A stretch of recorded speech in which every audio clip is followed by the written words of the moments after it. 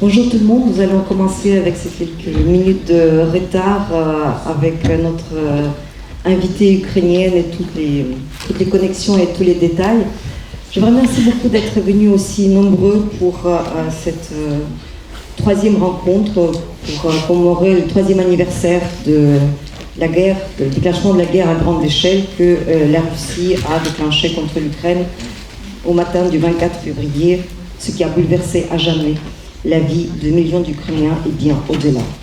3 ans de guerre génocidaire, injuste, insensée, éprouvante, où l'Ukraine résiste toujours, malgré le coût terrible qu'elle paye à chaque jour, sans oublier le fait que la guerre contre l'Ukraine a commencé en 2014, et nous sommes donc avec la 11e année de la guerre, qui a commencé par l'annexion de la Crimée et le Donbass.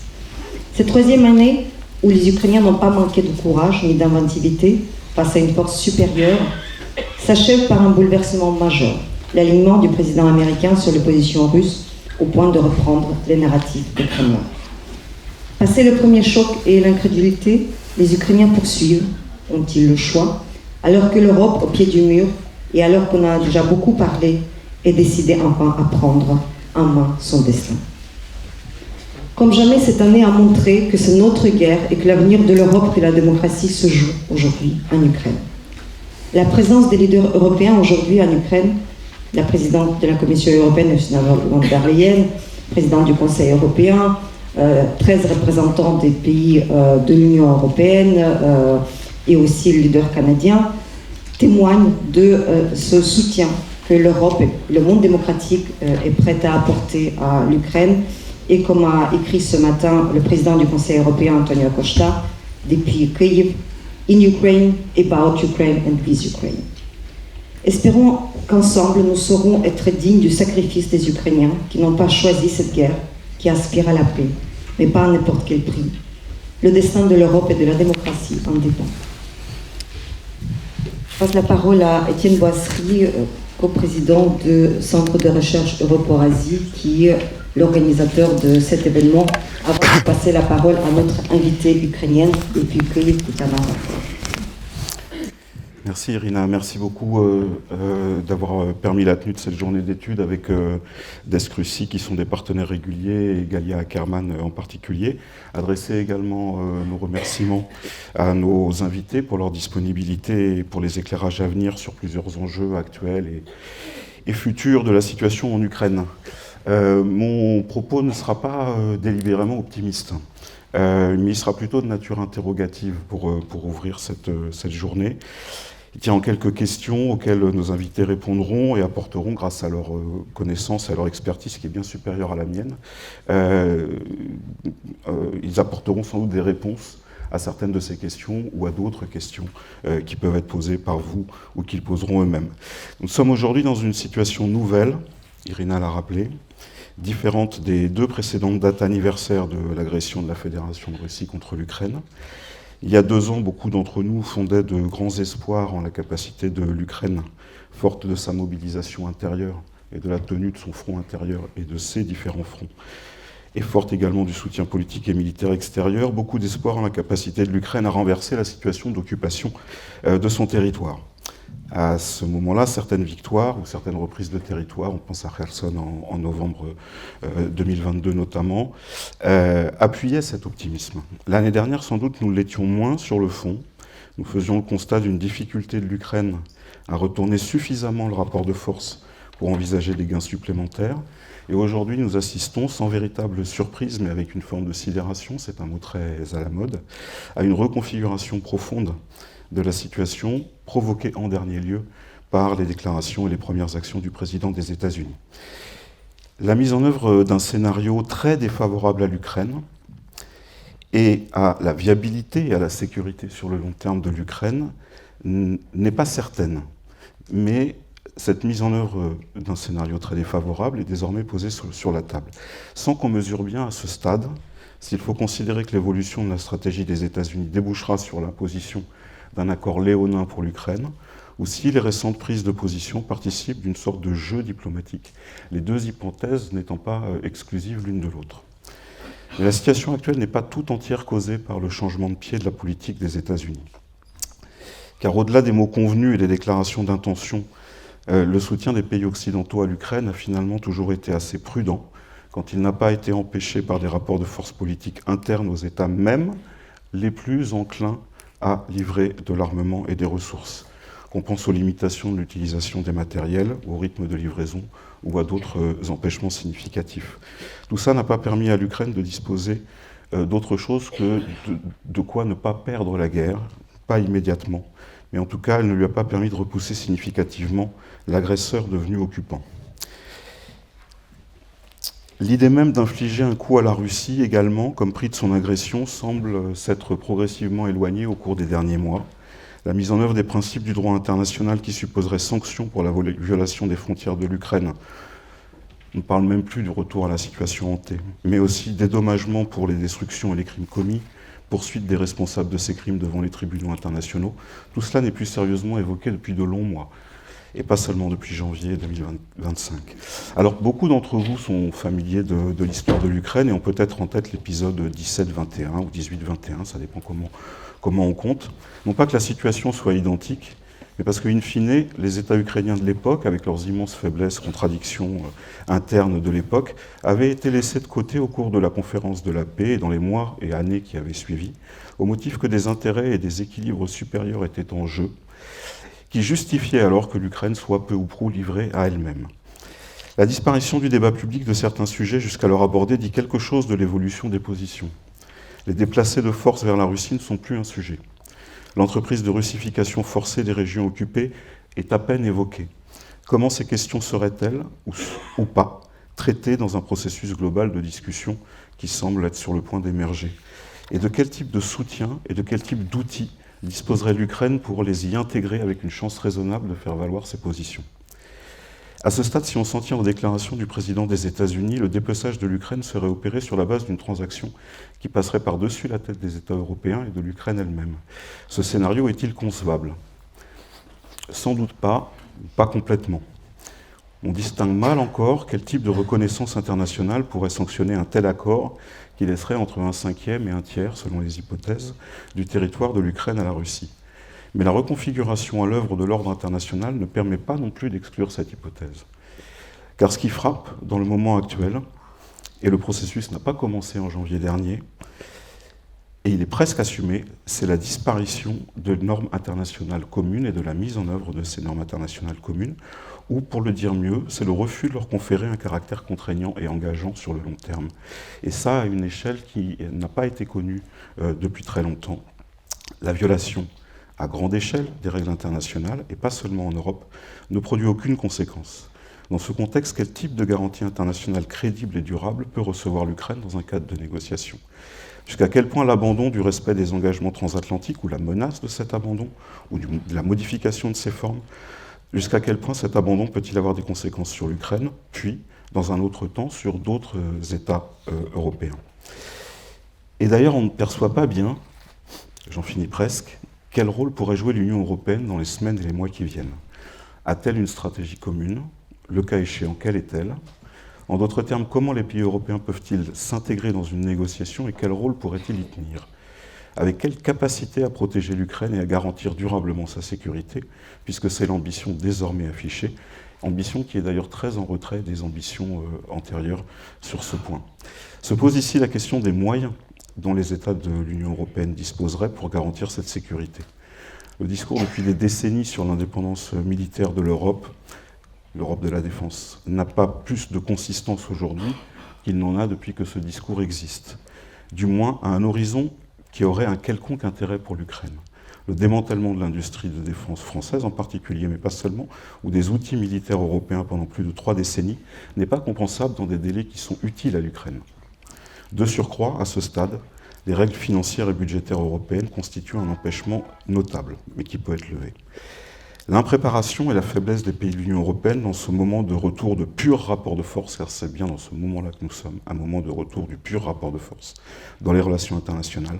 L'impréparation et la faiblesse des pays de l'Union européenne, donc, ne laissent pas d'inquiéter, d'autant qu'il apparaît désormais que le soft power russe et l'alignement d'une partie des élites politiques européennes sur le récit russe ont été efficaces.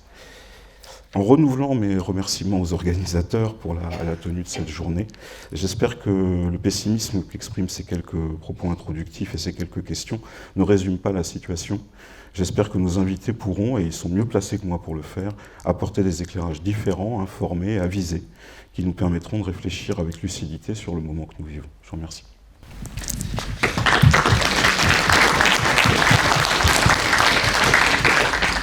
Merci beaucoup Étienne pour ce regard très juste, je dirais.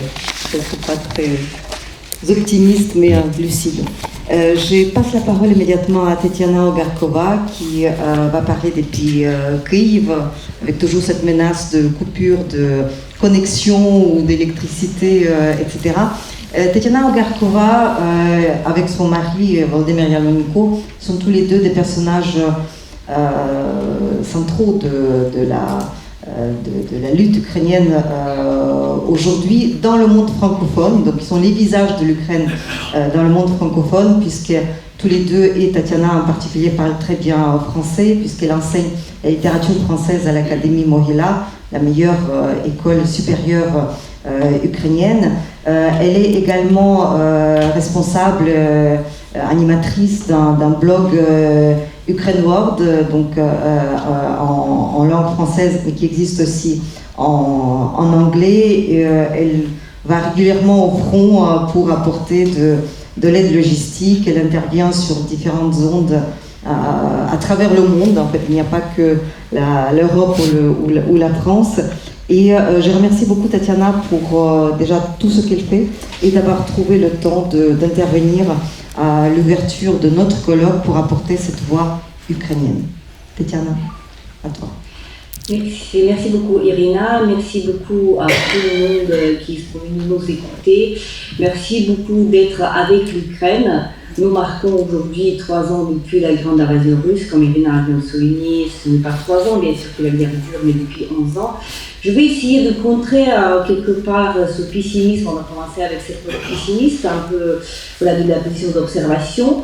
Nous sommes actuellement en Ukraine et donc les Ukrainiens ont déjà démontré à plusieurs reprises dans l'histoire que nous sommes des gens ordinaires qui peuvent faire des choses extraordinaires et plusieurs fois l'impossible a été fait durant l'histoire ukrainienne, même la plus récente que nous avons pu observer avec nos propres yeux. Je me rappelle très bien le 24 février 2022, j'étais sur cette même place, à cette même table, avec le même, je crois que j'avais un autre téléphone, parce que d'ailleurs le téléphone que j'avais à l'époque était volé à Paris d'ailleurs, dans le métro, un autre téléphone, je suis toujours sur le même endroit, et je parlais à des médias, y compris beaucoup de médias français qui avaient ce ton très pessimiste et désespéré concernant l'avenir de l'Ukraine, et pas que français évidemment. Presque tout le monde nous donnait 3 jours, peut-être 3 semaines, peut-être 3 mois. Aujourd'hui, nous marquons 3 ans depuis le début de la grande invasion russe et nous sommes toujours ici. Mais bien sûr, le contexte n'est pas le même. Comme c'était déjà dit, on se rappelle très bien, la première année de cette grande invasion russe, on se disait que la première année était l'année de résistance, alors la deuxième année serait l'année de la victoire. Le contexte était tel que les troupes ukrainiennes avaient libéré Kherson, avaient libéré la grande partie, la totalité, presque la totalité, on va dire, de la région de Kharkiv. Donc on s'envisageait que l'année 2023 serait l'année de la victoire, et non. On se rappelle très bien de l'été 2023 et de l'échec de la contre-offensive ukrainienne qui était préparée en coordination avec plusieurs pays occidentaux. Et c'était le moment dur pour l'armée ukrainienne, puisque tout ce temps-là a perdu des mois de perdu, donc les Russes ont miné les territoires, et donc l'offensive était plutôt un échec. On peut libérer quelques villages, mais pas plus que cela. Le deuxième anniversaire de la grande invasion russe, on se disait que oui, la guerre physique, la guerre kinétique était dans une espèce d'impasse, mais on envisageait encore une percée technologique. C'est de là que parlait notre ex-commandant-chef de l'armée ukrainienne, Valéry Zaluzhny, qu'il nous faudrait une percée technologique pour renverser la donne sur le champ de bataille. Et depuis, il y avait des choses qui ont été faites. Il y avait notamment l'incursion de l'armée ukrainienne dans la région russe de Koursk, je parle déjà de l'été 2024, qui avait démontré que non seulement l'Ukraine est capable de contenir, malgré les avancées de tous les jours de l'armée russe, les avancées minimes de quelques mètres, quelques centaines de mètres qui ont lieu aujourd'hui, mais on est capable de faire entrer dans les territoires de pays agresseurs, puissance nucléaire, n'oublions pas, et tenir ces positions-là jusqu'aujourd'hui, avec bien sûr comme résultat de combat. Bon, le climat n'est pas le même aujourd'hui, parce que depuis plusieurs semaines déjà, il y a ce revirement géopolitique majeur qui arrive, et nous constatons que nous parlons plus, presque plus, n'est-ce pas, de la guerre, de la paix juste. Nous parlons beaucoup de négociations, nous parlons beaucoup de cessez-le-feu. Or, il est très bien connu ici en Ukraine que ce que ça veut dire le cessez-le-feu. Nous avons déjà vécu plusieurs cessez-le-feu, notamment dans les années 2014-2015. Ça n'a pas très bien marché, puisque nous savons très bien que la Russie n'a pas renoncé à son objectif premier et fondamental. Ce projet est très clair, faire disparaître l'Ukraine de la carte politique du monde. C'est un jeu qui sera long, c'est une guerre qui sera longue, et donc aujourd'hui, nous constatons en fait avec ce retrait, on va dire, américain, ce revirement américain, un changement majeur. Mais ce changement, il concerne évidemment pas seulement l'Ukraine, mais tout aussi bien l'Europe. Nous avons pu observer des réactions au sommet de Munich, les réactions des Européens qui nous ont un peu surpris, puisque ça fait quand même beaucoup de temps que les Ukrainiens disaient que tôt ou tard, ce parapluie de sécurité qui était garanti par les États-Unis, qui a des risques et qui ne durent pas à l'éternité. Aujourd'hui, malheureusement, les risques de retrait américain concernent l'Ukraine, évidemment, en premier lieu, mais ils concernent tout aussi bien les économies et les pays européens. Donc, le danger auquel nous faisons face aujourd'hui, ce n'est pas un danger uniquement ukrainien, c'est un danger pour toute l'Europe. Ce qui est sur la table aujourd'hui, ce qui est dit par Volodymyr Zelensky à plusieurs reprises, donc l'accent sur une armée européenne où l'Ukraine a des choses à donner. Les forces armées ukrainiennes aujourd'hui, c'est 800 000 hommes et femmes, évidemment, qui ont l'expérience réelle de la guerre, qui ont aussi l'expérience de la révolution technologique permanente, c'est-à-dire quand on parle de cette guerre technologique aujourd'hui, on parle des innovations où une semaine d'avance, ça change beaucoup de choses. Donc c'est une course technologique entre l'Ukraine et l'ennemi de la Russie qui a lieu, et donc les pays européens devraient suivre. Et donc vous avez toutes les ressources pour le faire, et on est dans la position de pouvoir se renforcer les uns et les autres. La paix par la force, qui a été prononcée comme idée de Donald Trump avant son arrivée à la Maison-Blanche, la paix par la force, c'était d'abord accueilli d'une manière optimiste, on va dire, neutre en tout cas, en Ukraine, parce que la paix par la force, ça voudra dire qu'il y aura des moyens de pression sur le pays agresseur, la Russie. Aujourd'hui, force est de constater que cette pression, cette paix par la force, pour l'instant en tout cas, elle concerne plutôt de faire pression sur l'agressé, sur l'Ukraine, que ce soit sur cette question, sur l'accord sur les minéraux rares ou autre chose. Donc, on se pose la question, et sans doute au cours de cette journée d'études, aujourd'hui, vous allez discuter la question importante. Quels moyens de pression disposent les États-Unis et l'Europe sur la Russie pour arriver à des négociations au cessez-le-feu? Pour l'instant, malheureusement, on ne voit pas beaucoup de pression qui est mise sur la Russie. On constate la force exécutée contre tout d'abord Volodymyr Zelensky, président de l'Ukraine, mais tout aussi bien le peuple ukrainien. Aujourd'hui, on nous parle déjà des accords d'Istanbul, donc pour faire écho de cette première négociation entre l'Ukraine et la Russie en mars 2022. Tout vraiment, c'est le plan de la défaite ukrainienne. Mais comme c'était plusieurs fois dans le passé, l'Ukraine a encore des forces et la résilience de vous surprendre. Le sujet de mon intervention aujourd'hui, c'est la résilience ukrainienne, et donc la chose la plus importante que je puisse vous dire, c'est l'état d'esprit de la société ukrainienne, tout aussi bien des forces armées ukrainiennes. On dit souvent aujourd'hui en Ukraine que c'est très déprimant de regarder les médias et d'être en ligne. Mais il n'y a rien de plus rassurant que d'aller vers la réalité. Nous sommes effectué un voyage récemment, donc on vient de retourner de la ville de Kherson, sur la ligne du front littéralement, et de la ville de Mykolaiv. Nous avons visité ce sud de l'Ukraine qui est un des cœurs battants de l'Ukraine. Et nous avons ressorti de ce voyage avec pas mal d'histoires inspirantes. Puisque malgré toutes les attentes, il fait moins 15, moins 10, moins 15 dehors. Actuellement à Kiev, il faisait aussi froid à Kherson, mais l'électricité, bombardée depuis 3 ans par l'armée russe, est toujours là, tout aussi bien que le chauffage est toujours là. Et dans cette réalité-là, réalité de la guerre, on arrive à Mykolaiv, on voit les représentants de 3 régions, Mykolaiv, Kherson, et mais tout aussi bien Odessa, organiser, attention, un festival littéraire, un festival centré sur la langue ukrainienne, avec la présence de plusieurs militaires d'ailleurs et plusieurs civils.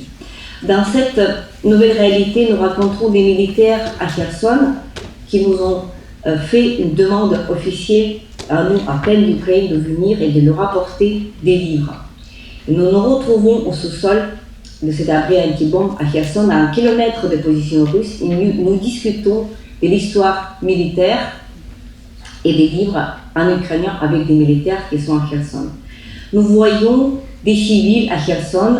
Avant la grande invasion russe, ils étaient 300 000. Aujourd'hui, ils sont 82 000, selon le dernier calcul qui était fait. Et donc, ils sont là. Bien sûr, la situation dans la ville est extrêmement difficile, puisqu'il y a les bombardements incessants par les drones, par des missiles et par les bombes d'aviation.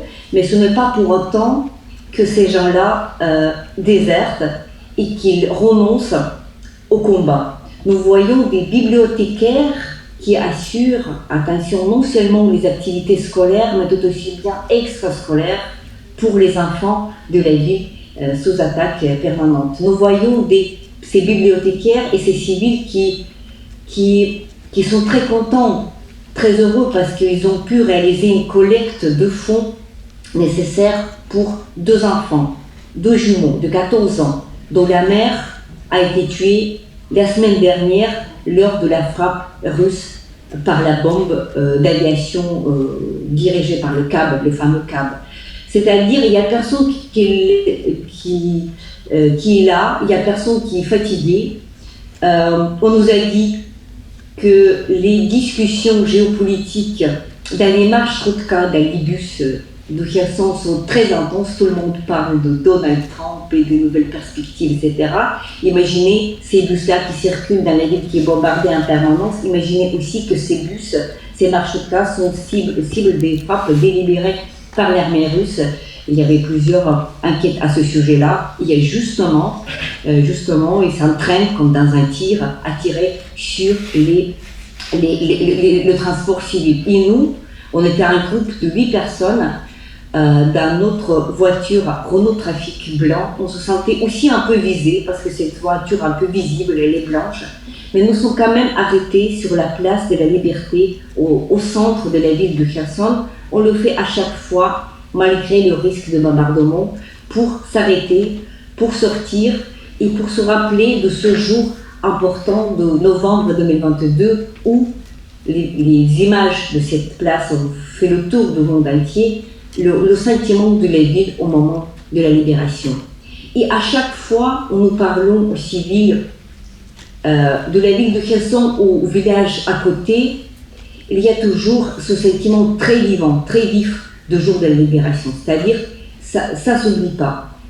Ça reste dans les cœurs pendant des années et les gens commencent à pleurer 2 ans après. C'est-à-dire qu'autant que cette émotion y vit. Et donc, on se dit que dès qu'on quitte la réalité de déclarations et de Twitter et puis des réseaux sociaux, rien ne tombe. Les troupes ukrainiennes sont à leur position, les civils ukrainiens sont dans leurs occupations, on regarde autour de soi et on constate beaucoup de beauté. On constate beaucoup de beauté dans la société qui est bien sûr usée, qui est bien sûr fatiguée, mais c'est très rassurant que d'aller voir les gens sous les bombardements qui ne renoncent pas. Et c'est sans doute très rassurant aussi à vous les Européens de nous regarder, pas laisser les bras et de continuer à faire ce que nous faisons. Je suis convaincue qu'il y avait beaucoup de beauté hier pour vous tous, pour ceux parmi vous qui ont visité cette manifestation à Paris pour soutenir l'Ukraine. Puisque, quoi qu'il en arrive, il ne faut jamais, comme a dit une fois notre ministre des Affaires étrangères, Dmytro Kuleba, il ne faut jamais tomber avant qu'on vous tire dessus, n'est-ce pas? Donc pour l'instant, nous avons encore toutes les chances de renverser le cours de l'histoire. On est 500 millions en Europe, contre 350 millions des Américains. On l'a dit à plusieurs reprises, que les économies des pays membres de l'Union européenne sont suffisamment puissantes pour faire face à l'agresseur. Et donc c'est dans la solidarité et dans la prise de conscience du danger qui est commun à nous tous que nous pouvons retrouver la force de faire face à ce danger. Et c'est surtout cette beauté de la solidarité des gens qui sont debout face au danger qui est grave. On n'est pas là pour minimiser le danger, mais il y a toujours cette beauté qui sauve en fait les sociétés, puisqu'il n'y a pas de raison de vivre dans un monde où il n'y a pas de différence entre le bien et le mal, où il y a ce cynisme où on peut faire le deal sur le faible au lieu de faire pression sur le fort. Donc pensons à l'avenir et aux valeurs qui fondent notre avenir. Et pour puiser la force, on s'accroche aux autres qui sont à côté. Mais quand on s'accroche aux autres qui sont à côté, on devient soi-même une force en fait. Et c'est ensemble qu'on a cette force de résister, quoi qu'il en soit, de garder nos convictions, d'être nos convictions-là. Et si on le fait comme ça, il y a toutes les chances que nous pouvons changer encore le cours de l'histoire qui va encore à la dérive. Merci beaucoup, merci de votre soutien et merci pour votre temps.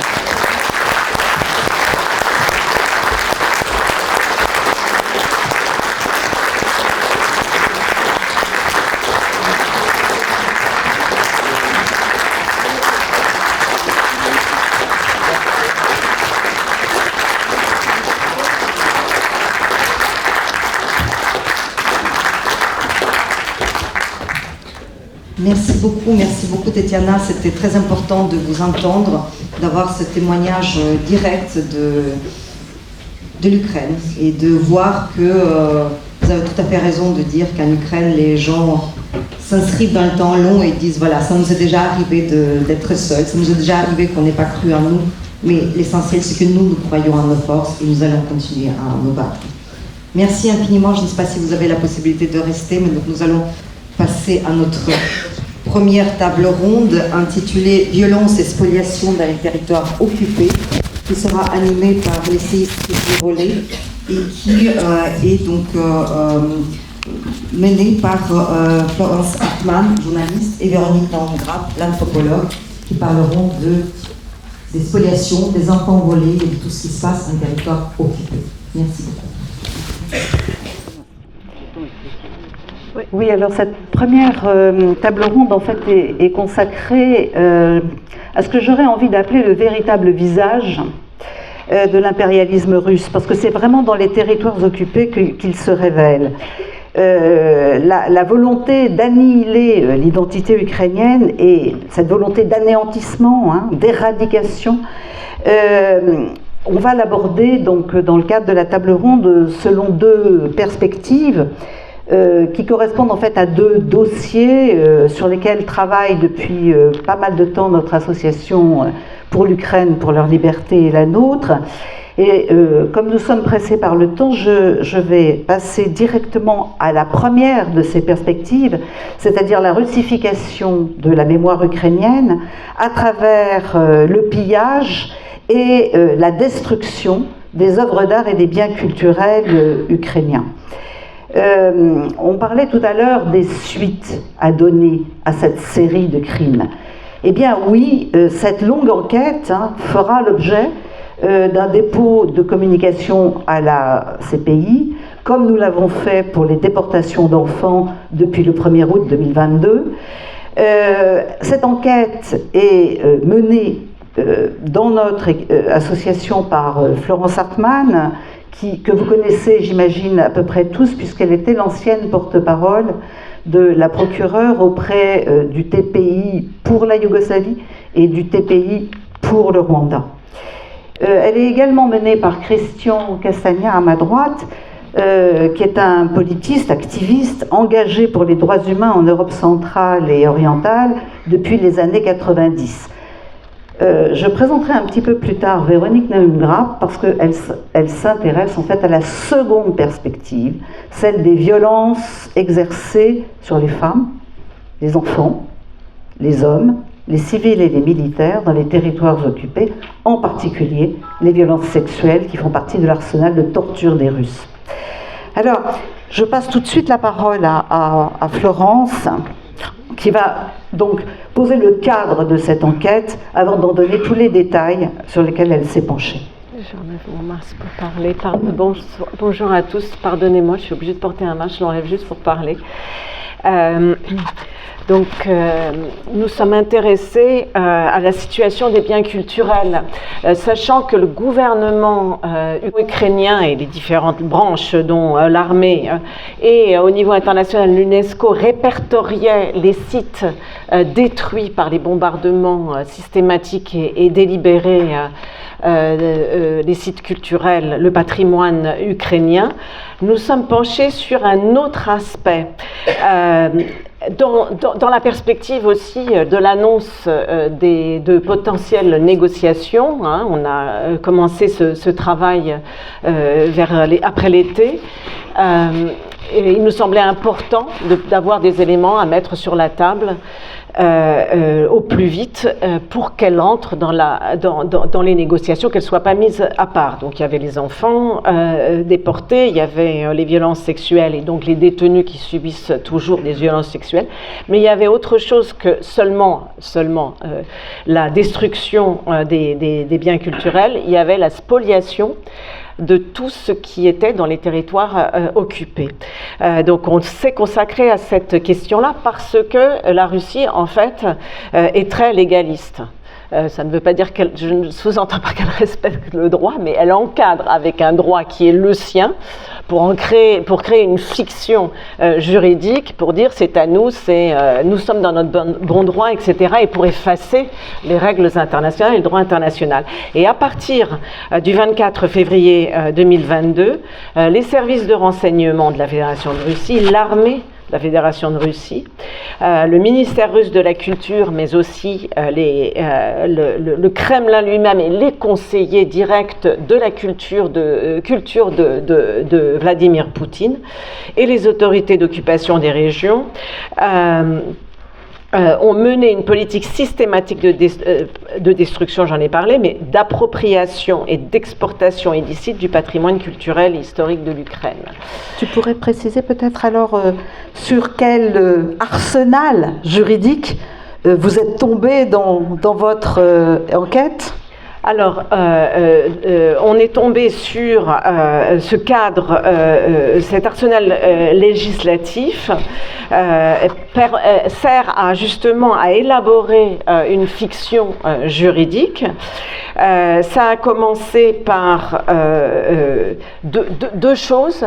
D'abord, évidemment, les constitutions des territoires occupés en république autoproclamée, et puis l'étape suivante, république indépendante qui décide de leur propre volonté, tout ça entre guillemets, de rejoindre, d'intégrer la fédération de Russie, des guillemets partout, et donc l'annexion qui est faite, donc on a déjà un cadre juridique particulier, et puis il y a la mise en œuvre des discours de Vladimir Poutine. Alors ceux qui portent sur l'Ukraine, qui commencent déjà sur, par exemple ceux de 2021, sur la non-existence des Ukrainiens de l'Ukraine, sur les discours sur l'intégration du tout de la Grande Russie, pour faire court, et puis les discours aussi sur ces politiques culturelles. Et toutes les prises de position et le cadre que pose Vladimir Poutine, idéologique et impérial, se traduisent dans les lois, dans les programmes culturels et dans les nominations aussi des personnalités culturelles qui vont être amenées à mettre en œuvre le processus. Et chaque personne qui ne s'y conformerait pas est exclue. On a vu des changements dans les ministères, au niveau de certaines commissions, ou même des changements au niveau de certains directeurs de musées. Après 2022, mais aussi après 2014, parce que le processus... C'est ça, le processus, voilà. C'est la Crimée. Je me permets de t'interrompre. En fait, c'est le processus, il a été pensé depuis l'invasion de la Crimée en 2014, ou plus exactement en amont même de cette invasion. Autrement dit, on peut dire qu'il y a une stratégie concertée qui nous fait aller vers la notion d'ethnocide culturel, dans la mesure où les plans sont prêts dès la Crimée, bien en amont donc de l'invasion à grande échelle de février 2022. Donc. Et la mise en œuvre commence immédiatement. Et on a exactement le même modèle à partir de 2022 dans les 4 nouveaux territoires annexés que dans celui de la Crimée mis en œuvre dès le début de 2014. Avec donc des lois fédérales qui disent que tous les musées appartiennent au fond des musées de Russie. Les collections peuvent être déplacées et elles doivent être enregistrées au registre général, enfin, de la Fédération de Russie. Il y a des déplacements de biens culturels qui sont ordonnés pour justifier pour préserver des bombardements ukrainiens. Donc évidemment là aussi l'histoire est toujours racontée à l'envers. En fait toutes les étapes, pour ne pas être exhaustive là maintenant, peuvent être reconstituées. Elles sont inscrites dans les lois. Toutes les étapes sont encadrées.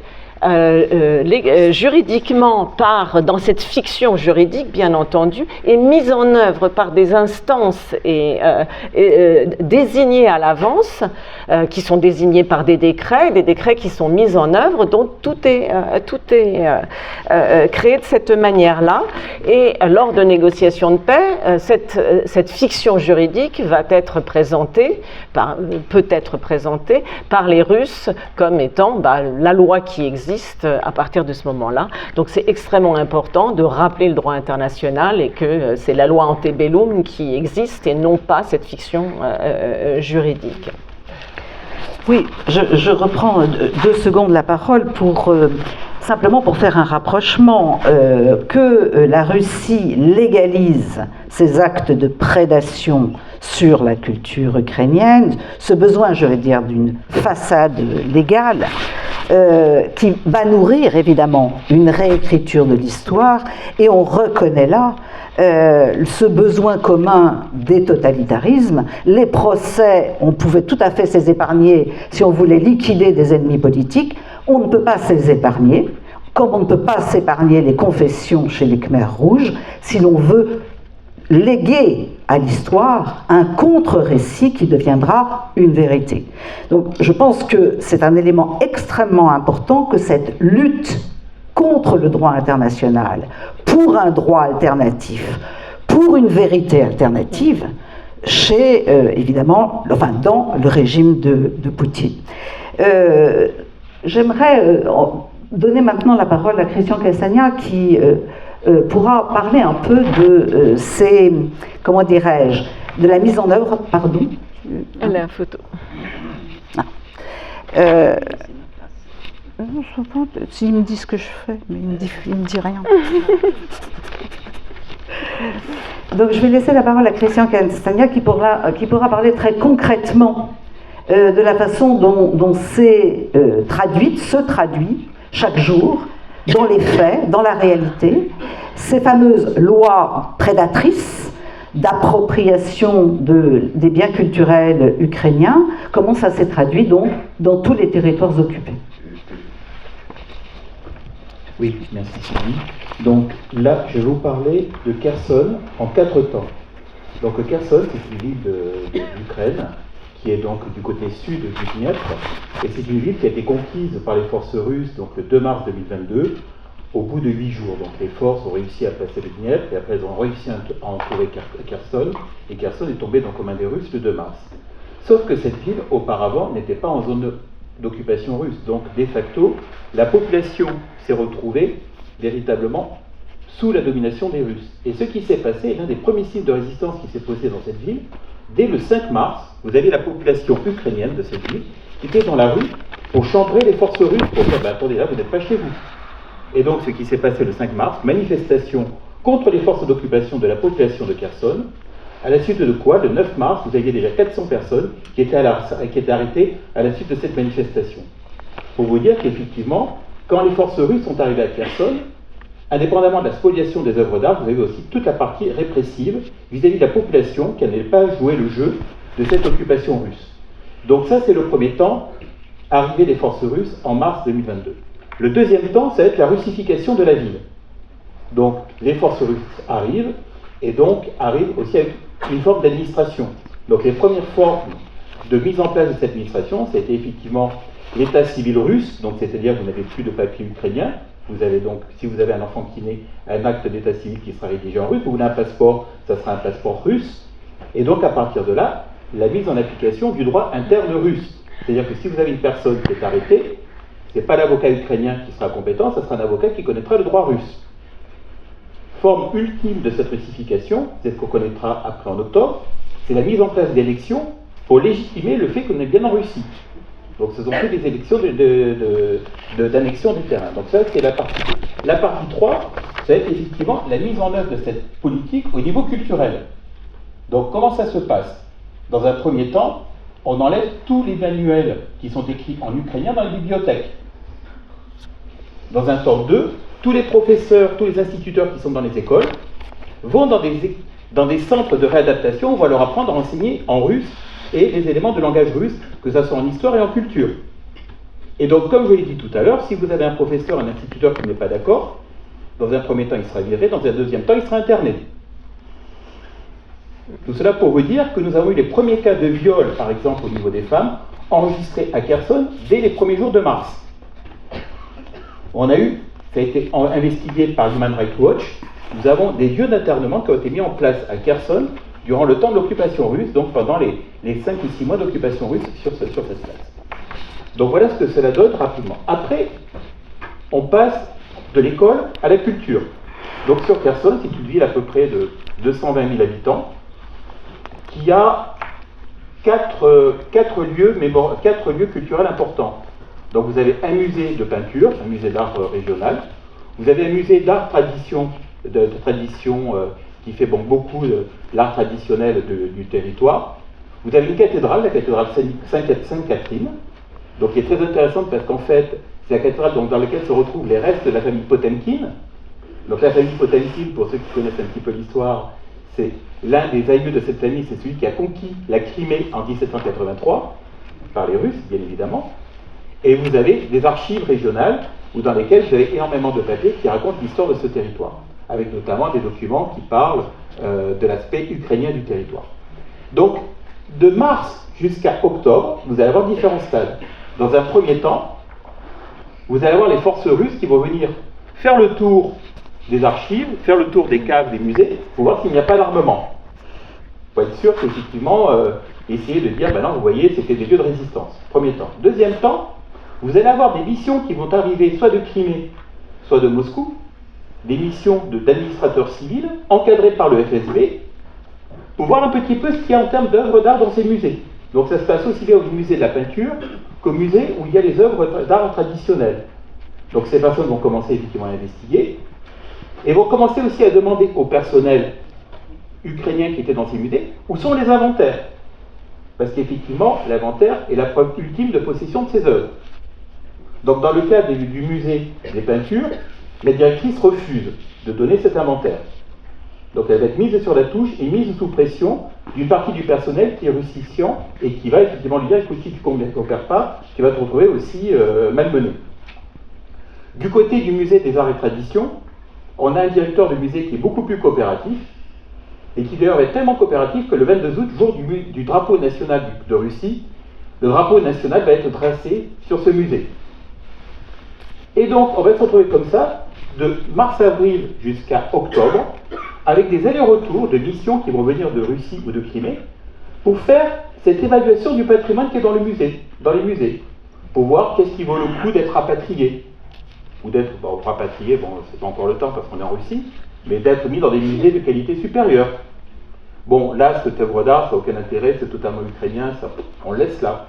Donc c'est tout ce travail d'inventaire qui va être fait par ces administrateurs civils à ce moment-là. Et puis, il y a un changement de registre qui va commencer à la fin du mois d'août. Le 29 août, l'armée ukrainienne lance une contre-offensive pour essayer de libérer les territoires qui sont tombés dans les mains des Ukrainiens, des Russes, à la fin février. Donc ça commence donc fin août. Et vers la mi-octobre, Kherson se retrouve sous le feu de l'armement ukrainien de l'autre côté du Dniepr. Et c'est le moment où, du côté russe, on va avoir une législation qui va largement évoluer, fortement évoluer. Comme l'armée russe commence à être en débandade, on va avoir deux textes de loi. Un texte de loi le 19 octobre, qui est une loi martiale, donc signée par Poutine, qui va devenir une loi donc importante. Cette loi martiale donne tous les pouvoirs à l'armée pour assurer éventuellement le rapatriement des personnes et le rapatriement des œuvres d'art.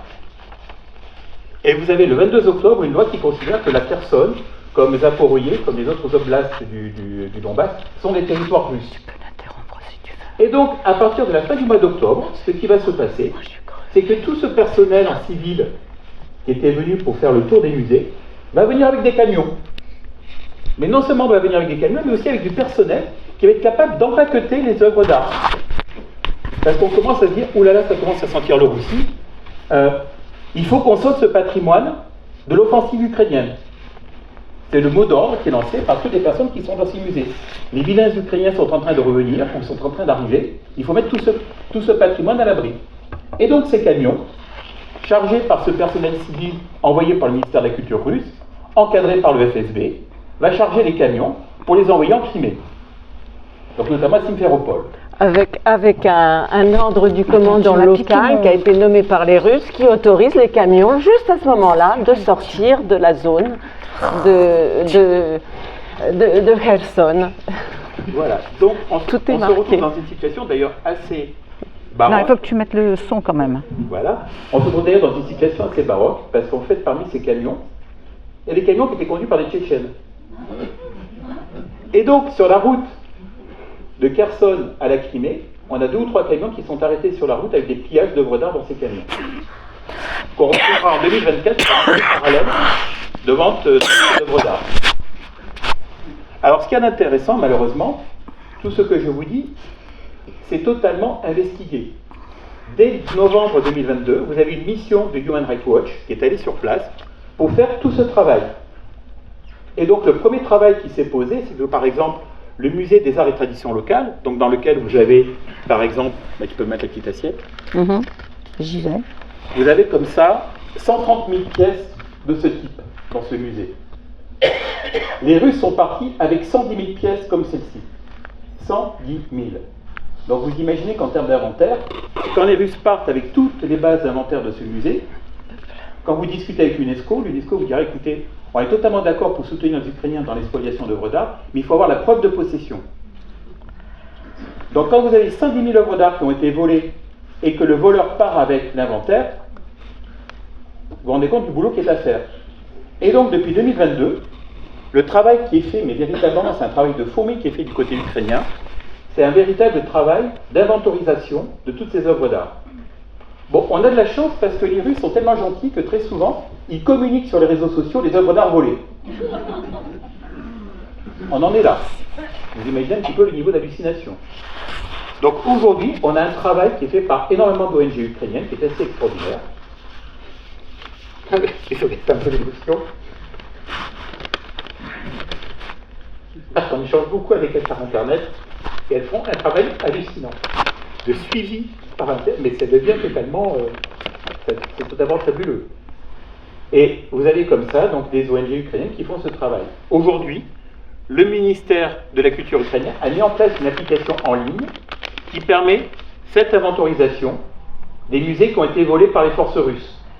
Donc vous cliquez sur chacun des petits cercles bleus ou rouges, vous tomberez sur le musée qui a été volé, et vous, quand vous cliquerez sur le musée, vous aurez l'inventaire des œuvres qui ont été volées. Tout ça pour mettre sur la place publique les vols qui ont été commis par les forces russes, pour qu'effectivement, sur les marchés d'art parallèles, les marchés d'œuvres d'art parallèles, s'il y a une personne qui a un doute, c'est une galerie artistique qui a un doute, elle va sur le site et dire « Ah, mais cette œuvre d'art, elle est déjà répertoriée. » Donc on en est là aujourd'hui. On a trouvé des lieux de réapparition de ces œuvres d'art? Oui. Oui. Il y a déjà eu effectivement des missions qui ont été menées par Europol, des missions qui ont été menées par les forces de police. Il y a effectivement des choses qui sont passées. Il y a notamment eu, l'année dernière, si je ne dis pas de bêtises, un blocage d'œuvres d'art aux États-Unis. Alors il faut bien comprendre que le pillage, ce sont entre guillemets des incidents. C'est pas prévu parce que la politique délibérée systématique, c'est de s'approprier l'ensemble du patrimoine culturel ou de le détruire et se l'approprier pour le fondre et le russifier, le qualifier de russe. Donc les pillages en fait sont moindres qu'on ne pourrait l'imaginer parce qu'il y a une volonté et donc les relais nécessaires entre le centre, donc le Kremlin et le terrain pour que ces pillages n'aient pas lieu. D'où la présence du FSB à Kherson ce jour-là et un chef militaire parce qu'il fallait s'assurer que l'évacuation du musée d'abord vers la Crimée qui était considérée déjà comme un territoire russe, donc c'était une évacuation, un transfert dans un autre État, même si tout ça est fictif, mais c'était l'idée. Donc c'est pour éviter les pillages, mais il y a des incidents évidemment, donc il y en a certains et il faut surveiller.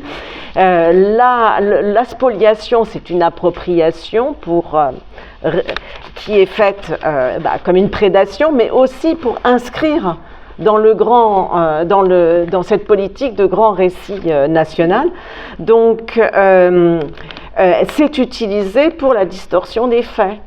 Dans ce cadre-là, il y a toute une série d'expositions publiques où ces œuvres qui viennent des musées X, Y, Z de l'Ukraine, qui ont été donc spoliées, qui sont exposées, donc on peut les reconnaître, on sait qu'elles viennent d'Ukraine, mais ils ne le cachent pas parce qu'elles sont réinsérées dans le récit d'exposition, et il y a toute une politique culturelle du Kremlin qui exige d'un grand nombre d'instances, notamment culturelles, que ce soit toutes ces fondations, etc., dans lesquelles travaillent les proches de Poutine au niveau de la culture, que ce soit Vladimir Medinsky ou comme le directeur de l'Ermitage, Mikhail Piotrowski, ou celui du musée de la Victoire, Alexandre Cholnik, sous les auspices en fait de Sergueï Narychkine, qui s'occupe de cette question culturelle, même s'il est le patron des services extérieurs de la Russie. Donc une partie des œuvres est visible et on peut les suivre. On ne sait pas si elles restent dans ces musées parce que ce sont souvent des expositions itinérantes, dont une partie c'est pour écrire le grand passé de la Russie qui a toujours été aussi grande, ou même pour justifier l'opération spéciale. Le problème c'est que dans les sanctions internationales et notamment européennes, occidentales et notamment européennes, il y a très peu de ces personnalités du monde culturel de la Russie qui sont placées sous sanction. On a beaucoup plus de personnalités qui ont étaient visibles lors de grands rassemblements comme des chanteurs, etc., que des patrons de grands musées de Russie, qui sont des musées extraordinaires, mais dont les patrons participent à une opération qui est en violation totale du droit international et qui participe directement, sous cette forme particulière, à la destruction de l'identité ukrainienne. Merci Florence. Je suis désolée de te presser, mais effectivement, nous avons décidé de consacrer 2 sujets dans cette table ronde. Ce que je voudrais simplement dire en transition, c'est que nous devons être extrêmement vigilants au moment où on parle de cesser le feu, au fond, une sorte de légalisation de la prédation, que demain, nous ne nous retrouvions pas avec une exposition de la Fondation Cartier ou du Musée d'Art Moderne de Paris, incluant des tableaux de la Russie avec lesquels nous recommençons à avoir des liens, qui seront simplement des tableaux volés dans les territoires ukrainiens. Nous devons rester absolument vigilants sur cette captation de l'héritage ukrainien, qui correspond en fait à l'anéantissement de la mémoire ukrainienne. Je crois que ça, c'est pas simplement des histoires de tableaux et de peintures qui peut-être n'intéresseraient personne. C'est beaucoup plus grave, c'est ça que je veux dire.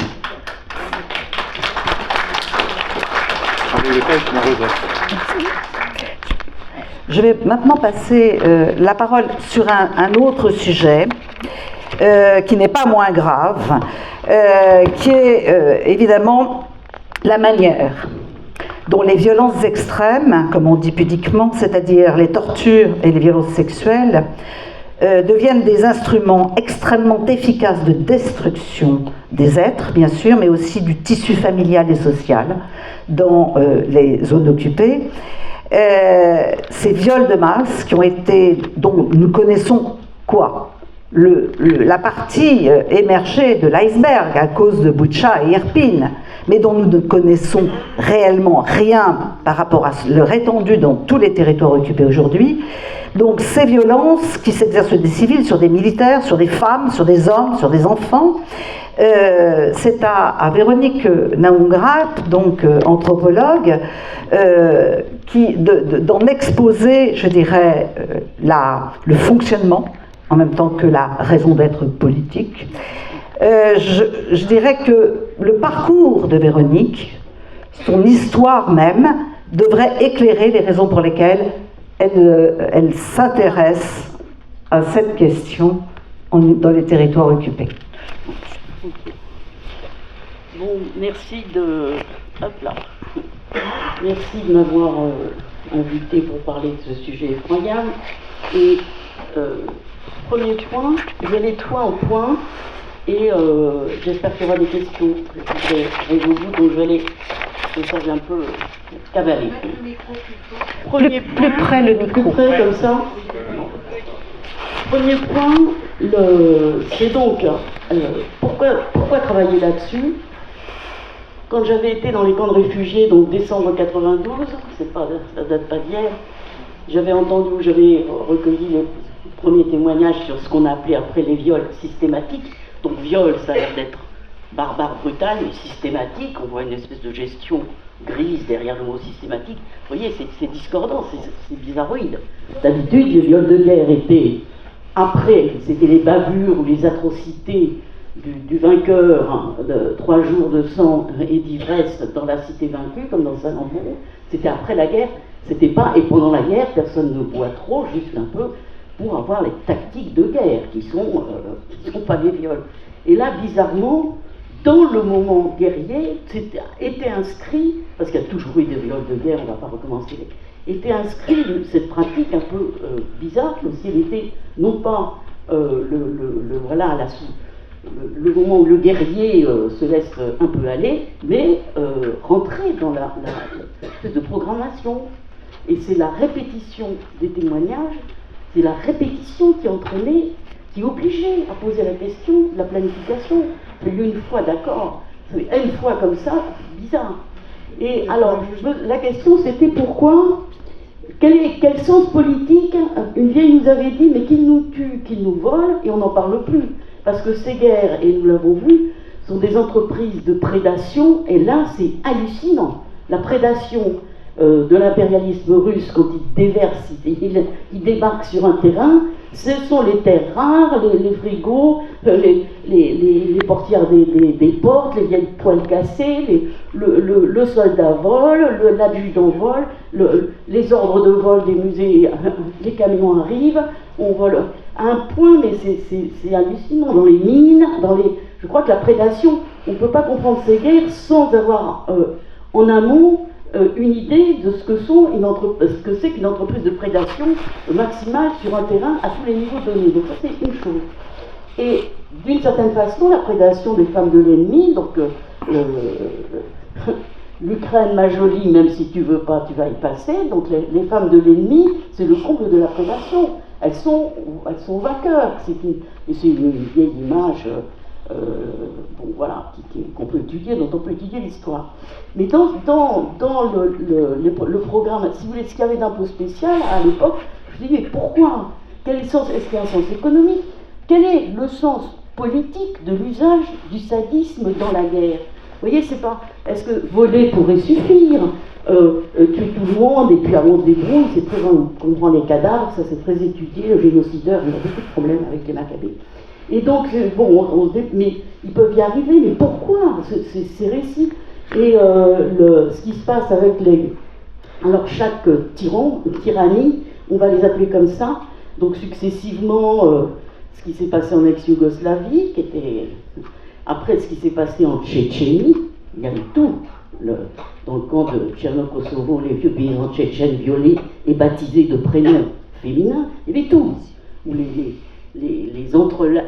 coller un être vivant à un cadavre et les faire exploser, il y avait tout en Tchétchénie.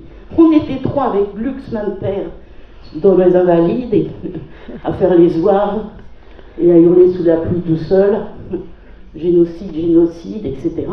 Donc il y avait tout, on le savait. Et après, le programme donc de cruauté extrême que fait cette guerre, ce type de pouvoir, ressemble à quelque chose à voir, il faut l'étudier en termes de système. Ça a quelque chose à voir avec la culture du bourreau, avec le contexte de la tyrannie en place, comment les choses...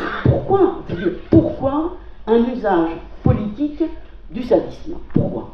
Et quand j'ai lu hier, dans un des petits textes sur son site d'un expert journaliste, je crois, suisse, Philippe Soye, il dit qu'en ce moment tourne sur Internet quelque chose qu'il appelait d'innommable, et dont je peux à peine vous faire le récit, qui est le comble, c'est comment faire mal à autrui. Comment faire mal à autrui. Donc, un prisonnier ukrainien torturé, auquel on fait téléphoner à sa famille, et pendant le coup de fil, on le tue.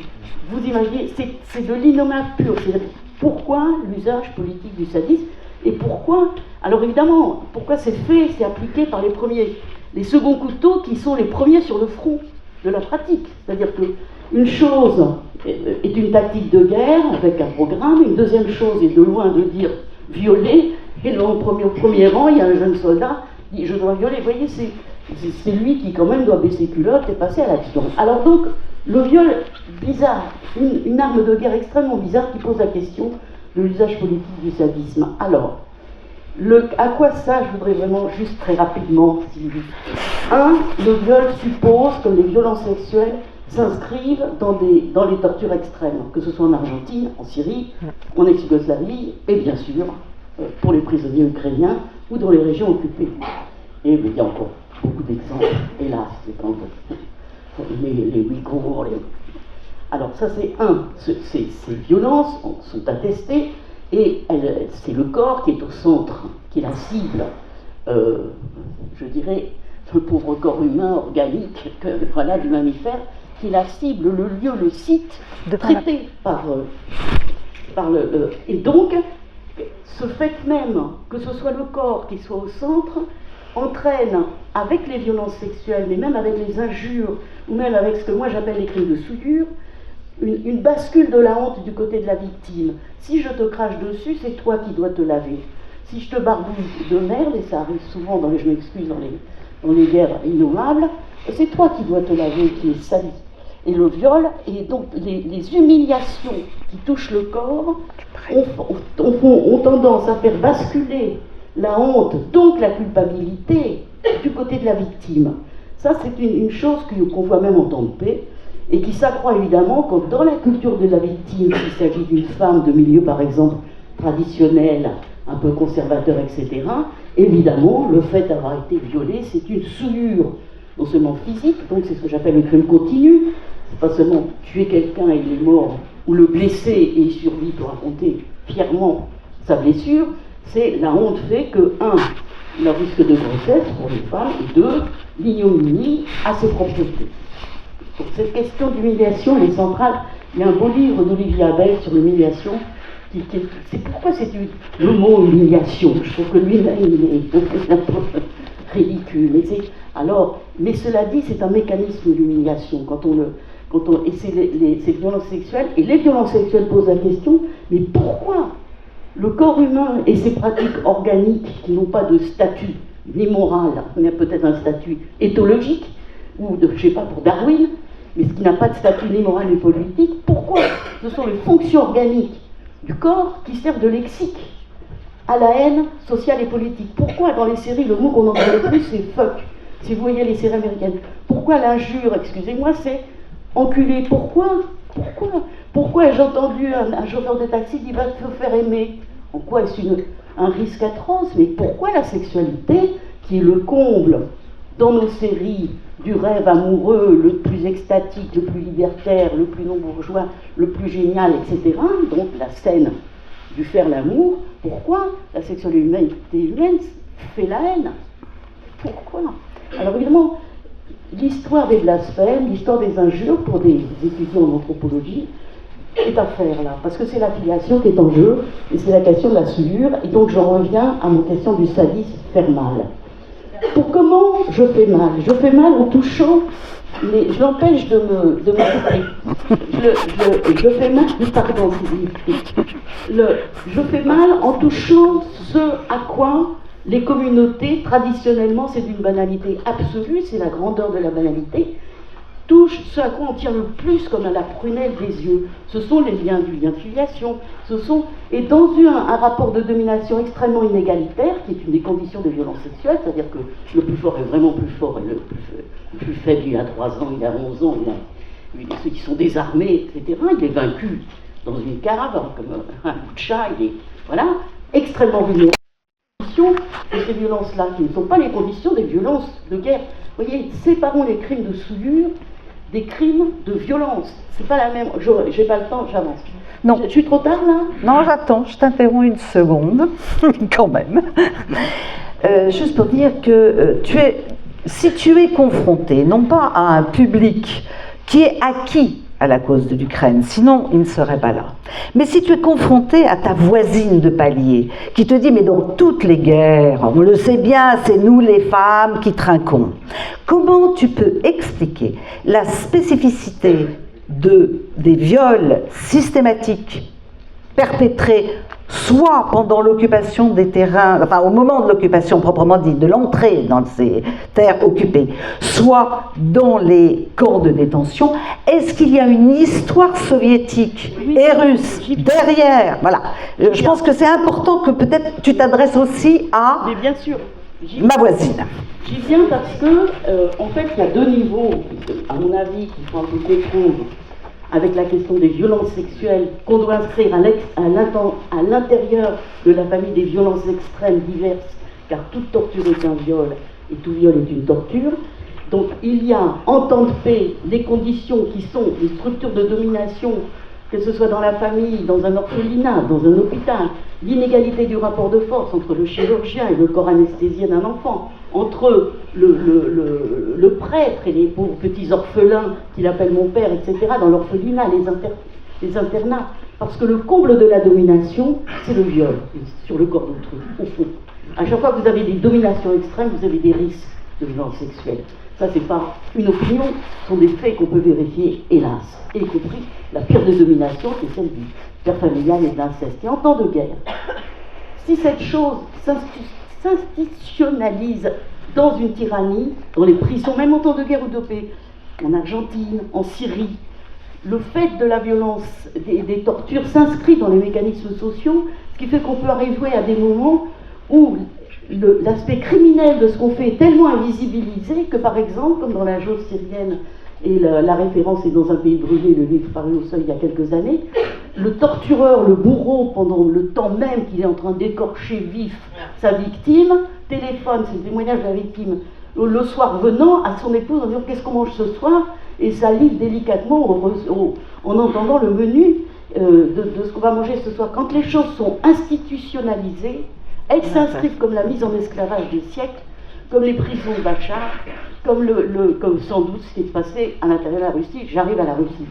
Ça devient invisible. Et quand enfin le politique est d'accord en donnant des médailles aux gens de Boutcha qui ont été aux criminels de Boutcha, ou en suscitant, ou finalement on a l'impression qu'il y a une espèce d'autorisation très profonde à ces pratiques venues. Est-ce qu'on aura les ordres écrits? Il faudrait pouvoir le voir. Et donc, alors, ce que je voulais dire, c'est que les violences sexuelles donc, font basculer à la culpabilité de l'autre côté, et elles touchent ce qu'il y a de plus précieux. La prunelle des yeux, c'est dans le lien de filiation. Ce n'est pas un hasard si les cimetières sont violés, le corps mort peut être torturé aussi, le labouré, etc. Les petits-enfants, la femme enceinte, l'éventail d'images de la cruauté, où à chaque fois on dit « oh, comment vont-ils chercher tout ça ?» Il n'est pas tellement nouveau à chaque fois, que ce soit dans les fictions ou dans le réel. Toujours le corps de la femme enceinte. C'est Timișoara, le charnier trafiqué par la police à sécurité de bébés, de corps féminins, etc. C'était faux et ça allait devenir vrai. Et donc, dans les guerres qui allaient venir, faites par ces régimes de revanche brun-rouge des partis uniques d'avant, qui là sont venus à Moscou. Alors, en Russie, ce qui se passe, on a témoigné Solzhenitsyn aussi, mais M. Alexievitch, dans beaucoup de travaux, il faut lire aussi Olga Medvedkova, La violence russe, cet essai récent absolument lumineux. Mais ce qu'on peut dire, c'est qu'il y a sans doute plusieurs facteurs, mais il y a le fait que pendant 70 ans, les forces de sécurité, les forces de police, les forces du KGB de l'époque, les polices sécuritaires de l'époque, les polices politiques, étaient extrêmement liées avec une large fraction de la population pour être internés dans les goulags, qui étaient des choses démographiques énormes, et pour revenir, après ils revenaient dans le goulag, où régnaient en maître quand même les grandes mafias, des grands voleurs russes tatoués, des mafias différentes avec des systèmes de cruauté extrême. La culture, historiquement, si vous voulez, par exemple en Europe, les plus cruelles sont les mafias, mais les violences des années 50 des mafias italiennes n'étaient pas sexuelles. Ils pouvaient crever l'œil qui a vu, arracher la langue qui avait parlé, mais elles n'étaient pas sexuelles. Puis pourquoi tout à coup et maintenant, partout, quand nous on a commencé à les dénoncer, donc fin des années 90, ces violences sexuelles se sont à la fois judiciarisées, ont eu un statut dans les cours pénales internationales, et en même temps, elles sont devenues extrêmement visibles, je ne dis pas nouvelles, visibles, et dénuées de toute culpabilité. C'est vrai, on est dans d'œuvreux. Quelles sont les bonnes manières de mal faire? Et les viols en temps de guerre systématique sont devenus cette catégorie qui avant passer en dehors du radar de la perception des crimes. Je ne dis pas que c'est... Je ne juge pas là, mais je constate en 30 ans. Et donc, en Russie, il semble qu'il y ait une violence qui s'exerce aussi dans les témoignages des copains russes. Le moindre commissariat en Russie, le commissaire, c'est beaucoup plus tranquille pour lui de torturer le premier venu, de lui faire avouer un crime, que si jamais il fait l'enquête, il aura des ennuis et c'est beaucoup plus de boulot. C'est-à-dire que tout le système économique, social, dans les quartiers, dans les endroits, font que c'est beaucoup plus commode de rentrer dans le système, donc qui est en réalité sur le fond mafieux, parce que si je vole quelque chose de force, il faut bien que je fasse violence, que ce soit, voilà, les prédateurs sont obligés de faire violence, puisqu'ils veulent voler ce qu'on ne va pas donner. Si je dis, donne-moi les terres noires, sinon tu crèves, c'est pas du marché, c'est pas du commerce, c'est du racket, c'est de la violence marchande. Et donc, le criminel, lui, il veut dominer, posséder, prendre, mais celui auquel on veut faire ça n'est pas d'accord. Donc il y a cette violence. Et cette violence, quand elle s'inscrit institutionnalisée dans la culture et dans la politique, avec cette espèce de prestige qu'on voit même chez nous en tout petit dans nos bandes de jeunes, où sont les gros mots, la façon de parler la plus vulgaire, la plus machiste, qui est la plus élégante, alors que la poésie semble complètement con et gnangnan. Et on voit bien, ça a été étudié, que dans le langage politique russe, et là merci aux amis russes qui nous traduisent ce qu'on entend, même Poutine lui-même, le charme du discours grossier, que Trump a un peu aussi quand il dit guys, etc., du discours grossier en politique, toujours macho, et donc un deuxième niveau pour une position des violences sexuelles, donc institutionnalisation et la culture du viol. La culture du viol, elle peut être différente selon les endroits, et elle peut s'expliciter, mais surtout elle règne en rendant invisible le viol lui-même. Dans nos pays à nous, Françoise Héritier parlait de cette chanson La Rirette, qui est une chanson qu'on chante dans les écoles. Donc, la première qui la rencontre lui enlève ses couettes, le deuxième soulève la jambe. Elle rencontre 4 garçons, et ça se termine, la rirette, et on chante, si vous voulez, ou bien même à Alouette, Jean-Pierre Alouette, vous voyez, on chante, et donc, il y a la culture du viol, de la virilité, le cow-boy, le macho, j'en vais enlever ce mot, etc., mais l'homme, le vrai, qui lui, il se tait, c'est un outil, il fait plutôt la gueule, il n'est pas content, en règle générale, il est un peu sombre et tout ça, et puis les femmes, ils boivent l'alcool, c'est étudié par une historienne, Anne Marison, La construction de la virilité, pour la deuxième fois. L'alcool et la violence sexuelle sont les preuves de la virilité, et donc cette culture du viol, que évidemment les mafieux russes dans les prisons et dans les goulags avaient complètement, jusqu'au point, vous vous souvenez quand même, pour relire Chalamov, cette violence virile extrême, etc., s'est mise à imprégner dans des mécanismes que les sociologues peut-être, dont ils nous rendront compte pas à pas, si un jour on peut travailler dans une Russie démocratique et accéder à tous leurs dossiers qui remplissent comme les cinglés. Alors je vais terminer juste sur une chose importante, à mon avis, et que je trouve stupéfiante. Donc la question des enfants, la question des violences que font les Russes dans les... La parole à la salle. Et après la parole à la salle. Juste ce point, il me semble qu'il y a 2 verrous qui empêchent les opinions à l'extérieur, celles qui ne souffrent pas, nous, de percevoir ces violences à la mesure de leur intensité. Je dirais c'est la preuve par Bachar.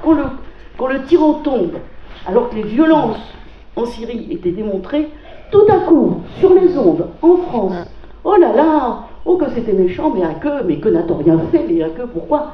Quand le tyran tombe, et que donc ces violences, ces charniers, on en découvre tous les jours en Syrie, vont être ouverts, et que ça va être dévoilé, alors là, on peut, nous, en prendre conscience, en hurlant, en disant, mon Dieu, nos enfants diront, pourquoi vous n'avez rien fait, pourquoi n'a-t-on rien fait, pourquoi? Et les enfants ukrainiens, les adolescents qui ne veulent pas être russifiés, qui sont dans les centres de russification tenus par les vieux orthodoxes ou de vieux bandits en Russie, les enfants ukrainiens, ce qui se passe dans le Donbass, même le vol de ces tableaux, la prédation, la façon de faire dans les régions occupées, les crimes qui sont là ne sont pas visibles parce qu'il y a cette majesté du tyran en place.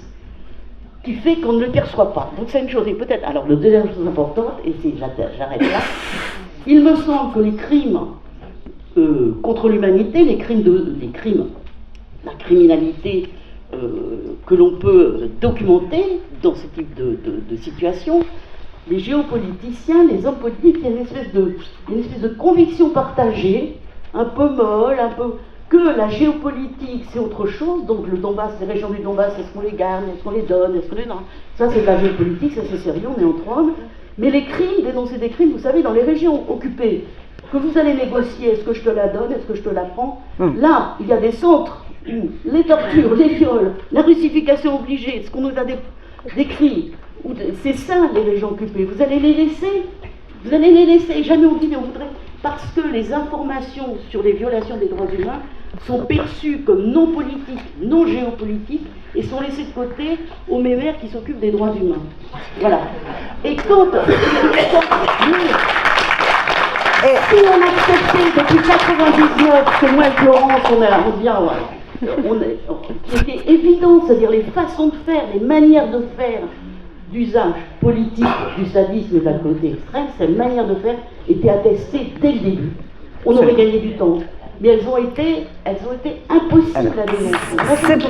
Voilà, c'est pour que ces crimes puissent être jugés, il faut la victoire de l'Ukraine.